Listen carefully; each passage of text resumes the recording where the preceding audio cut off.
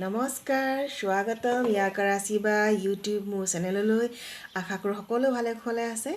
আজি মই আনিছোঁ আপোনালোকলৈ আন এটি গল্পটিৰ নাম হৈছে বসন্ত আহিছে। লেখিকা শ্ৰী নিৰুপমা ভট্টাচাৰ্য, গুৱাহাটী লখৰা। তেন্তে আহক গল্পটি শুনো। মাঘ বিহুৰ সময়ৰ কথা। এদিন দুপৰীয়া মই ভাত বনাই থাকোঁতে কোনোবাই পিছফালৰ বাৰাণ্ডাৰ পৰা বৰ আৱেগত আৰু খৰকৈ মতা যেন শুনিলোঁ, বাইদেউ, অ' বাইদেউ, বাইদেউ, অ' বাইদেউ। জুইৰ ওপৰত থকা দাইলৰ কাঁহীখন ঢাকোন এটা মাৰি থৈ গেছটো অফ কৰি মই ডিঙিটো মেলি পিছ বাৰাণ্ডালৈ চাই দেখিলোঁ যে ৰঙা চল এখনেৰে গোটেই মুখখন ঢাকি আহিছে কোনোবা এগৰাকী মাইকী মানুহ। গাত থকা ভমকা ফুলীয়া শাৰীখন আৰু তাত থকা ৰংচঙীয়া ডাঙৰ ডাঙৰ ফুলবোৰ দেখি বুজি পালোঁ সেয়া কৃষ্ণা। চাউলকেইটা ধুবলৈ লৈও গেছৰ ওচৰতে থৈ গুচি আহিলোঁ পিছফালৰ বাৰাণ্ডালৈ। কৃষ্ণা মোৰ ঘৰত কাম কৰে। প্ৰত্যেক শুক্ৰবাৰ আৰু সোমবাৰ দুদিনটাই আমাৰ ঘৰলৈ আহে ডাঙৰ কাপোৰবোৰ ধুবৰ কাৰণে, আৰু বাকীকেইদিন কৃষ্ণাৰ জীয়েক মিলি আমাৰ ঘৰত বাকীবোৰ কাম কৰিবলৈ বা মোক সহায় কৰিবলৈ আহে। আজি সোমবাৰো নহয়, শুক্ৰবাৰো নহয়। কৃষ্ণা বা আকৌ কেলৈ আহিলে? মই পিছফালৰ বাৰাণ্ডাত ভৰি দিয়াৰ লগে লগে কৃষ্ণাই প্ৰায় উত্তেজিত হৈয়ে মোক ক'লে, বাইদেউ আহকচোন, আহক, মোৰ লগত আপুনি আগফাললৈ আহক। তাই ফুঁফাই আগফালৰ দুৱাৰখনৰ ফালে আগুৱাই গ'ল আৰু তাৰ পিছে পিছে মই। অলপ দূৰ আগুৱাই যোৱাৰ পাছত আগফালৰ দুৱাৰখন পোৱাৰ লগে লগে কৃষ্ণাই মোলৈ মুখখন ঘূৰাই ক'লে, বাইদেউ সোমোৱা, চাওকচোন। আমাৰ ঘৰৰ ঘৰৰ পৰা অকণমান আগত থকা কেঁকুৰিটোত এজোপা প্ৰকাণ্ড বৰগছ আছে। তাই মোক তালৈকে আঙুলিয়ে দেখুৱালে। মই চাই দেখিলোঁ তাত এটা ল'ৰা আৰু এজনী ছোৱালীয়ে কথা পাতি আছে। ছোৱালীজনী যে মিলি মোৰ বুজাত অকণো অসুবিধা নহ'ল, কাৰণ তাই পিন্ধা ৰঙা চুন্নিখন আৰু তাত থকা ৰূপালী আৰু সোণালী চুমকিবোৰ ৰ'দ পৰি পেলাই জকমকাই আছিল, আৰু তাই চুমকিৰ ওলমি থকা অংশ দুয়োখনৰ হাতেৰে ধৰি জোকাৰি জোকাৰি হাঁহি ল'ৰাজনৰ লগত কথা পাতি আছিল। আৰু ল'ৰাজন এটা ক'লা ৰঙৰ জিন্স পিন্ধিছিল আৰু এটা নীলা ৰঙৰ স্পৰ্টিং। মুখখন মই ভালকৈ ধৰিব পৰা নাছিলোঁ, কাৰণ সিহঁতে যে প্ৰথম আখৰা মেলিছিল সেই বৰগছজোপা বৰ ডাঙৰ আছিল, গতিকে তাৰ মুখখন প্ৰায় আৰ হৈয়ে আছিলে। কিন্তু মই তাক দেখিছিলোঁ সি হাতৰ আঙুলি ঠাৰেৰে কিবা এটা নচুৱাই আছে। অনুমান অকণমান দূৰত ৰৈ থকা চাইকেলখন তাৰ, আৰু সি হিন্দী চিনেমাৰ হিৰোৰ দৰে চাইকেলৰ চাবিটোৱে হয়তো আঙুলিত লৈ পেলাই ঘূৰাই ঘূৰাই তাইৰ লগত হাঁহি হাঁহি তাৰ প্ৰেমৰ ভাৱ তাইৰ আগত প্ৰকাশ কৰিছে। ইফালে কৃষ্ণাক খঙত ৰঙা চিঙা আপৰি অৱস্থা নাই। মই তাইক কিবা ক'বলৈ বিচৰাটো যে ইচ্ছা কৰিছে মই কৃষ্ণাৰ মুখলৈ চাই বুজিছিলোঁ। মই একো নকৈ ভিতৰলৈ সোমাই আহিলোঁ। মোৰ পিছে পিছে কৃষ্ণা। দুয়োজনী আহি পিছফালৰ বাৰাণ্ডাত উঠিলোহি। কৃষ্ণাৰ খঙত চকু মুখ সকলো ৰঙা হৈ গৈছিল। মই একো নোকোৱা দেখি তাই প্ৰায় চিঞৰি কোৱাই দি ক'লে, বাইদেউ আপুনি তাক বুজাব দেই, তাইক বুজাব। দেখিছে তাই আপোনাৰ ঘৰত কাম কেতিয়া শেষ হ'ল? তাই বাকীবোৰ ঘৰত কাম কৰিব নাযায় নহয়। বাকীবোৰ বাইদেউ যে মোক ইমান কথা শুনাইছে। মই আজি মনে মনে পিছ লৈছিলোঁ তাইৰ। এতিয়াহে তাইক ধৰা পেলালোঁ আচল কথাটো। দেখিছে বাইদেউ। মই একোৱে নামাতিলোঁ। তাই আকৌ ক'লে, তাইও ল'ৰা বিচাৰি পালে সেই মোহন। তাৰ পৰিয়ালৰ লগত আমাৰ কি মিলা মিচাই নাই, মাত বোলেই নাই। আৰু তাই ইয়াত প্ৰেমৰ আখৰা পাতিবলৈ আহিছে। তাই দেউকা গৈছে বাইদেউ, বেছিদিন মই তাই ৰাখিব নোৱাৰিম। শিকলি লগাই তাইক মই ঘৰত বান্ধি থ'ম। আৰু যদি তাইৰ বাপেকটো কেনেবাকৈ গম পায়, তাইৰ মূৰটোতো ভাঙিবই, লগতে মোকো ৰাতি এসোপামান নিচা খাই আহি পেলাই আগতকৈ বেছিকৈ পিটিব। দুখটো মোৰ গাতহে পৰিব। মই মাথো ক'লোঁ, এৰা, ছোৱালী বেয়া হ'লে মাকৰ গাতে বদনাম হয়। অকল তুমি বুলি নহয়, সমাজৰ প্ৰত্যেক শ্ৰেণীৰে মাতৃ এই অৱস্থা হয়। তাই মোৰ কথা শুনিলে নুশুনিলে মই নাজানো। তাই মাত্ৰ এক কথাত লাগি থাকিলে যে মই মিলি বুজাব লাগে।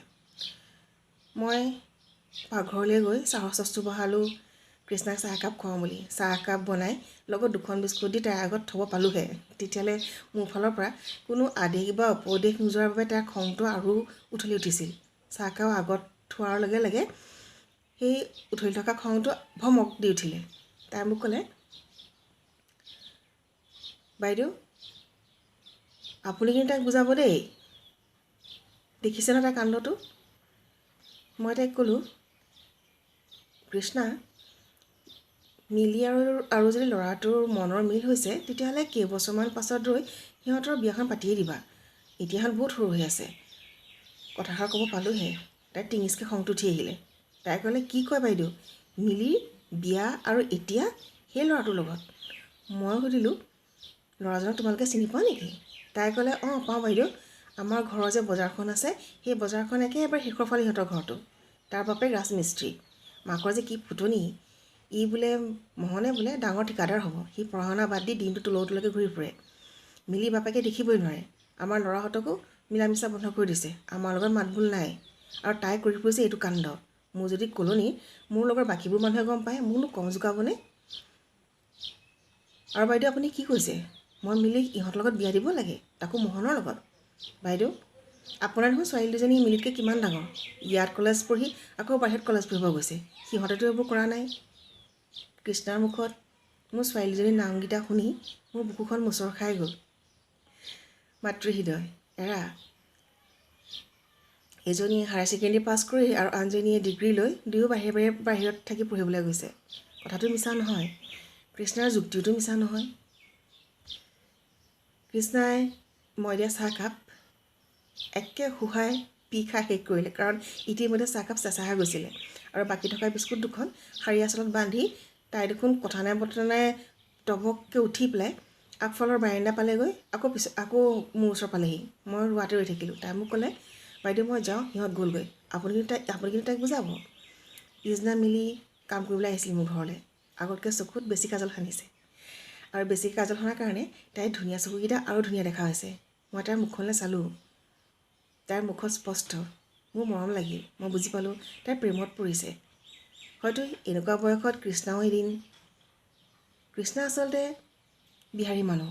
বিয়াৰ পিছতে তাইৰ গিৰিয়েকে বোলে তাইক উজনি অসমলৈ লৈ আহিছিল বিহাৰৰ পৰা। তাই বিয়াৰ পাছত কোনদিন বিহাৰ গৈয়ে পোৱা নাই। সেইকাৰণে তাই অসমীয়া বৰ ধুনীয়া। আৰু আজি মিলি সিহঁতৰ সমাজে সিহঁতৰ পৰিৱেশে হয়তো সিহঁতক বাধ্যই কৰায়। মই তাইক একোৱেই নক'লোঁ। দিন বাগৰিল, ফেব্ৰুৱাৰী মাহ শেষ মাল। মিলি আহি মোক ক'লে তাই আৰু কামলৈ নাহে, কাৰণ তাইৰ মাকে আহিবলৈ মানা কৰিছে। মই তাইক একো ঘূৰাই নুসুধিলোঁ, মাত্ৰ ক'লোঁ মাজে মাজে তই আহিবি আৰু মাৰক আহি থাকিব কবি। মই বুজিলোঁ সিহঁতৰ ঘৰত কিবা এটা ঘটিছে, গতিকে তাইক সোধাৰ মই প্ৰয়োজন বোধ নকৰিলোঁ। মিলি গ'লগৈ। এই মাজৰ সময়ছোৱাত মই এটা ৱাশ্বিং মেচিন কিনিছিলোঁ, যাৰ বাবে কৃষ্ণা অহাটো কমি গৈছিল। কৃষ্ণাই ভাবিছিল ৱাশ্বিং মেচিনটো তাইৰ শত্ৰু, কাৰণ তাই ডাঙৰ কাপোৰবোৰ ধুবলৈহে আমাৰ ঘৰলৈ আহিছিলে। মেচিনটো অহাৰ পাছত আৰু তাইৰ সেইটো যেন কোনো প্ৰয়োজনেই নাই। তাই মোক তাৰ বহুত যুক্তি দেখালে। মই কিন্তু তাইক আহি থাকিব কৈছিলোঁ। তাই কি বুজিলে নাজানো, তাই অহাটো বন্ধ কৰিলে, মাত্ৰ জীয়েকৰ হাতত খবৰ দি পঠিয়ালে জীয়েক আহি থাকিব। তাই নাহে, কাৰণ তাই বেলেগ এঘৰৰ ঘৰত বেছি দৰমহাত ভাল কাম এটা পাইছে। এতিয়া আজি মিলি অহা বন্ধ হ'ল। দিন বাগৰি গৈ আছে। এদিন হঠাতে অহা বতাহ, বৰষুণ আৰু ধুমুহাজাকে গছ পাতত জমা হোৱা ধূলি মাকতিবোৰ আঁতৰালে, বিশেষকৈ বৰষুণজাকে। কিন্তু খং উঠিছিল বতাহজাকৰ ওপৰত, কাৰণ আমাৰ ঘৰৰ আগত খালি থকা মাটিডৰাত ৰোৱা আছিলে চেগুন গছ, কৰ্দৈ গছ, দেৱদাৰু গছ। সেই গোটেইবোৰ গছৰ শুকান পাতবোৰ আহি গোটেই মোৰ চোতালখন ভৰ্তি হ'ল। বৰ খং উঠে, বিশেষকৈ সৰু সৰু কৰ্দৈ হালধীয়া পাতবোৰ ঝাৰু মাৰিবলৈ আৰু সেই ডাঙৰ ডাঙৰ শুকান পাতবোৰ ঝাৰু মাৰিবলৈ মোৰ বৰ খং উঠে। এই পাতসোপা দেখিলে উপায়তো নাই, ঝাৰু মাৰিবই লাগিব। বতাহ বৰষুণ কমাৰ পাছত ঝাৰু পাত লৈ পেলাই বৰ বিৰক্তিৰে খঙেৰে পাতবোৰলৈ চাই থাকোঁতে খটংকৈ গেটখন খোলা শুনিলোঁ। মূৰটোলৈ দেখোঁ কৃষ্ণা ধুমুহা এজাক অহা দি আহিছে আৰু মোৰ হাতৰ পৰা থাপ মাৰি ঝাৰু পাত ল'লে। পিছে পিছে মিলি, তাৰপিছত এজন ল'ৰা। কৃষ্ণাই মোৰ হাতৰ পৰা ঝাৰু পাত লৈ চৰক চৰককৈ ঝাৰু মাৰিব ল'লে আৰু মিলিক ক'লে, তই পাতবোৰ গোটা এক ঠাইত। এঠাইত গোটাৰ পাছতে আমি একেলগে পেলাই দিম। মাক জীয়েক দুয়ো কামত ধৰিলে আৰু খুব সোনকালে মোৰ চোতালখন চাফা হৈ গ'ল। ময়ো ৰক্ষা পৰিলোঁ। সিহঁতে কাম সামৰি পিছফালে থকা পানীৰ টেপটোতে ভৰি হাত ধুই পিছফালৰ বাৰাণ্ডাত বহিবলৈ মূৰা তিনিটা পাৰি ল'লে। ময়ো বোলো বাথৰুমত গৈ কাপোৰ চলাই আহোঁ, ভৰি হাতকেইটা ধুই আহোঁ। ৰুমলৈ গৈ দেখিলোঁ আন্ধাৰে মুন্ধাৰে গৃহস্থই তেতিয়া কিবা লিখিয়ে আছে। তেখেতৰ খবৰেই নাই যে ইতিমধ্যে আন্ধাৰ হ'ল। ৰুমৰ লাইটটো জ্বলাই দিয়াত মোৰ মুখলৈ চালে। মই ক'লোঁ কৃষ্ণাহঁত আহিছে। তেখেতে ক'লে কেলেই? মই যে নাজানো, লগত এজন ল'ৰাও আহিছে। তেখেতে ক'লে তুমি কথা পাতাকৈ যোৱা। বাথৰুমত কাপোৰ চলাই ভৰি হাতকেইটা ধুই মই পোনে পোনে পাকঘৰত সোমালোঁ আৰু সিহঁতলৈ চাহ বহাই মই পিছফালৰ বাৰাণ্ডালৈ গ'লোঁ। মই বাৰাণ্ডাত ভৰি দিয়াৰ লগে লগে কৃষ্ণাই টপককৈ ক'লে, বাইদেউ এয়া মোহন। মিলিৰ লগত বিয়া পাতিছোঁ, আশীৰ্বাদ দিয়ক। মোহনক ক'লোঁ, বিয়াৰ আগতে এবাৰ বাইদেউক আমি লগ কৰিব লাগিব, তই চিনাকি হৈ আগে যা, বাইদেউ আমাৰ কাৰণে আশীৰ্বাদ স্বৰূপ। মোহন নামটো মোৰ বৰ চিনাকি লাগিছিলে, ক'ৰবাত যেন শুনিছোঁ নামটো, কিন্তু ক'ত শুনিছোঁ। মনত পৰিলে কৃষ্ণাইতো কৈছিল সেইদিনাখন মিলিৰ লগত থকা এই ল'ৰাটোৰ নাম। ইমান সহজে সিহঁতৰ ইমান ডাঙৰ সমস্যা সমাধান হৈ গ'ল। যাক তাই শিকলিৰে বান্ধি থ'ম বুলি কৈছিল, যাক তাই মূৰটো ফালিব বুলি কৈছিল দেউতাকে, তাইৰ লগতে সিহঁতৰ দুয়োটা পৰিয়ালৰ মিৰা মিছাত আজি বিয়াৰ তাৰিখো ঠিক হৈ গ'ল আৰু মোক নিমন্ত্ৰণ দিবলৈ আহিছে। ভাল লাগিল মনটো। চাহ বিস্কুট কেকেৰে সিহঁতক আপ্যায়ন কৰাৰ পাছত সিহঁতক বহিব দি মই ৰুমৰ ভিতৰলৈ গ'লোঁ আৰু গৃহস্থক ক'লোঁ যে মিলিৰ বিয়া পাতিছে, কৃষ্ণাই নিমন্ত্ৰণ দিবলৈ আহিছে, লগতে কৈছে আমি যাতে আশীৰ্বাদ দিওঁ। কি দিওঁ? মইতো শাৰীও আনি থোৱা নাই, ভাল শাৰী এখনো নাই দিবলৈ, আগতে গম পোৱা হ'লে ভাল আছিলে। তেখেতে ক'লে টকা 500কে দি দিয়া, আৰু মই দিলোঁ ল'ৰাজনক তাকো একেই দিয়া। মই 500 দুখন টকা লৈ পেলাই, টকা দুখন হাতৰ মুঠিত লৈ পেলাই মই পিছফালৰ বাৰান্দা পালোঁগৈ। মিলিক আশীৰ্বাদ হিচাপে টকাটো হাতত গুজি দিলোঁ আৰু তাইৰ লগে লগে মোৰ ভৰিখনত খামুচ মাৰি ধৰিলে। লগে লগে মোহনে বৰ শ্ৰদ্ধাৰে হাতযোৰ কৰি মোৰ লগত সেৱা জনাই মোৰ লগত চিনাকি হৈছিল। আৰু এয়া তাৰ পৰা মোৰ এয়া দ্বিতীয় সেৱা। সি মোক ভৰিখনত ধৰি বৰ ভক্তিৰে প্ৰণাম কৰিলে। সিহঁত যাব ওলাল। মিলিক কিন্তু আজি বিদায় দিবলৈ মই টান পাইছোঁ, কিয় নাজানো। বুকুখনৰ যেন ক'ৰবাত মোৰ বিষাইছে, ক'ৰবাত যেন মোচৰ খাই গৈছে। হয়তো মাতৃহৃদয়ৰ কাৰণে, কাৰণ ময়ো কন্যাৰ মাতৃ। হয়তোবা আজি 2.5 বছৰে মিলি আৰু কৃষ্ণাৰ লগত হোৱা মোৰ এক সম্পৰ্ক খেদিম বুলিও খেদিব নোৱাৰোঁ, খং কৰিম বুলিও খং কৰিব নোৱাৰোঁ, পইচা কাটিম বুলিও কাটিব নোৱাৰোঁ। কাৰণ মিলিয়ে আগতে মোৰ লগত বহুদিন খং উঠিব লগা কাম কৰি থৈছে। তাইৰ এটা স্বভাৱ আছিল, কাম কৰিবলৈ আহোঁতে যদি বাটত কোনোবাই মাতে, তাই সেই ঘৰত কাম কৰিবলৈ গুচি যায়, মোৰ ঘৰলৈ নাহে। ফলত মোৰ তাইলৈ থোৱা কামবোৰ তেনেকৈ পৰি থাকে। ৰন্ধা বঢ়া শেষ কৰি মুখখন উফন্দাই খং কৰি কাইলৈৰ পৰা ইহঁতক কামত আহিব নিদিওঁ, পইচা কাটিম, এইবোৰ বকি কাম গোটেইবোৰ শেষ কৰোঁ। সকলো কাম কৰি উঠি যেতিয়া গা পা ধুই আজৰি হওঁ, খং কেনিবা যায়। পিছদিনা মিলি আহিলে একো ক'বও নোৱাৰোঁ, আৰু মাহৰ মূৰত এটকা নকটাকৈ দৰমহাটো দিওঁ। কি যে মৰম, কি যে টান হৈ গৈছিলে অন্তৰৰ পৰা। ক'ৰবাত যেন তাইও মোৰ এজনী কন্যাৰ স্থান লৈ লৈছিল। সিহঁত যোৱাৰ ফালে মই ৰ লাগি চাই থাকিলোঁ। কৃষ্ণা, মিলি আৰু মোহন কি যে আনন্দত গৈছে। আৰু সেইদিনাখন কৃষ্ণাৰ খংটো ফালি পেলাব, শিকলিৰে বান্ধি থ'ব, কত যুক্তি তাইৰ। বহাগৰ 1 তাৰিখ, আগফালৰ বাৰান্দাত বহি আছিলোঁ। আকৌ আকাশখন ঘন ক'লা মেঘে আগুৰি ধৰিলে। তাৰপাছত টপটপকৈ বৰষুণৰ পানী, মাটিৰ পৰা ভাহি আহিল এটি সুগন্ধ। সেই সুগন্ধ মোৰ অতি প্ৰিয়। বৰষুণ পৰা শুকান মাটিৰ গোন্ধ, মানে বৰষুণৰ পানী মাটিত পৰাৰ লগে লগে তাৰ পৰা ওলোৱা এটি গোন্ধ, এটি মিঠা গোন্ধ। মই নিজে ক'লোঁ, আজি বহাগৰ 1 তাৰিখ, মিলিৰ বিয়া। এয়া হয়তো পুষ্পবৃষ্টি।